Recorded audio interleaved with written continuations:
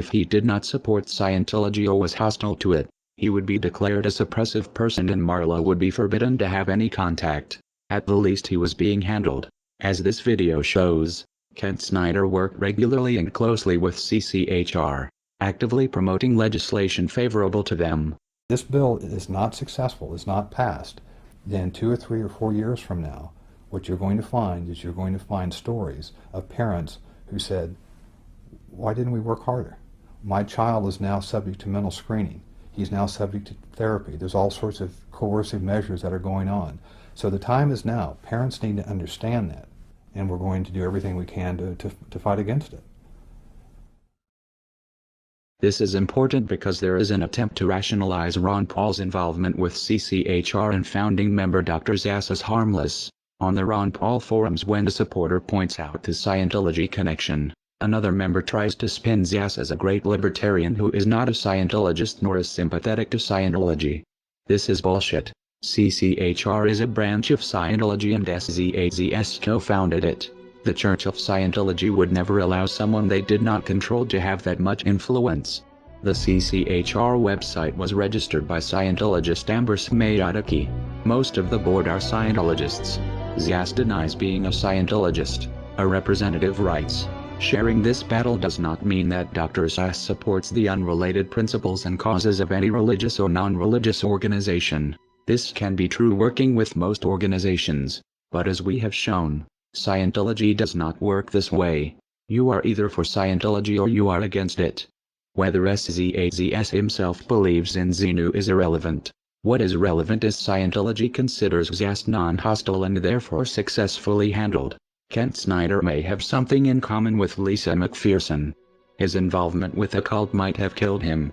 Like Zass, Scientology believes in an extreme version of personal responsibility. That disease is a result of body thetans and it is the Scientologists' fault for not trying hard enough to clear them.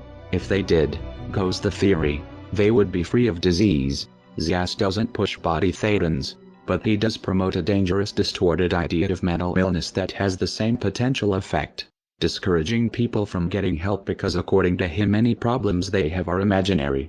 The CCHR was created in 1969. Founded by the Church of Scientology and by famous renegade psychiatrist Dr. Thomas Zass. From day one, most or many of the senior leadership of the CCHR have been Scientologists. And for Zass, and of course this has been taken on big time by Scientology, therefore mental illness is not real illness. It is possible Kent Snyder's untreated illness and death was a result of adopting the Scientologist beliefs that his illness was his fault or not real. It would explain why he had no health insurance. Many Scientologists don't. It seems Snyder sincerely believed in Ron Paul's libertarian rhetoric and equally trusted his Scientologist friends, though this ultimately was not in his best interest. A further question arises. How many of Scientology ideas are influencing Ron Paul's campaign for liberty through CCHR and Zass? The Scientology connection to Ron Paul has been noted in a handful of disingenuous threads on the Ron Paul forum.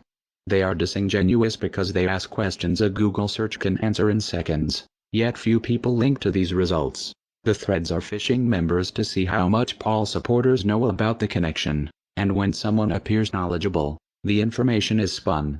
In one of these threads, Scientologists in Clearwater are praised for organizing one of Ron Paul's events in 2007.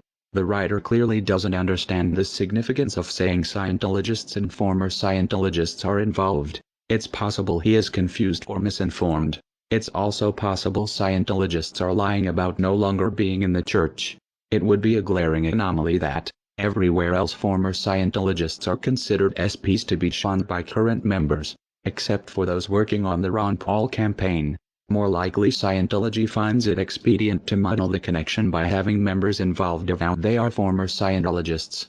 Since most Paul supporters don't know the first thing about Scientology or how to check the information, Ron Paul's campaign manager Kent Snyder had a close working relationship with the Scientology group CCHR from at least 2005.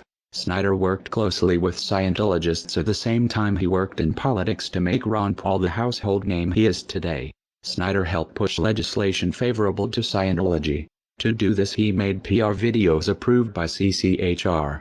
In turn, CCHR supported and promoted Ron Paul's presidential candidacy, most blatantly in the pay-to-play luncheon on November 28, 2007, the day of the debates.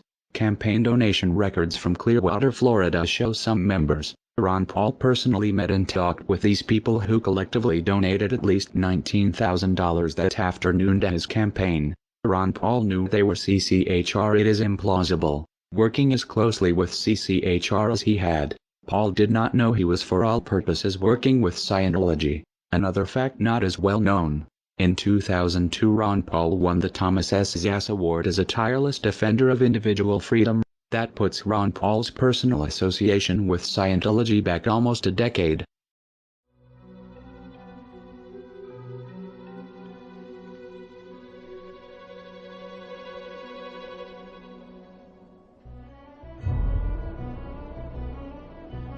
It stretches credibility that Snyder was unaware of the Lisa McPherson's